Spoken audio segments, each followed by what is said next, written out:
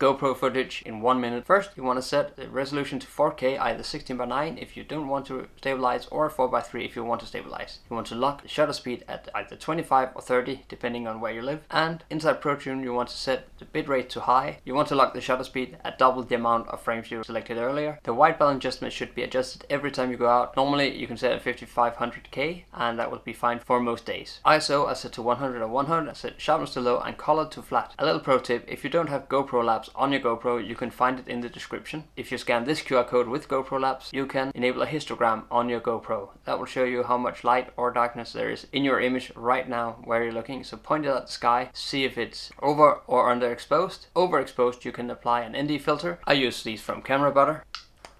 And if they're underexposed, you want to turn up the ISO. If you have a scene with a lot of different areas in, unlock your ISO. I recommend going 100 to 800. If you want to see how these settings look in action, click this video right here. And as always, get out there and get flying.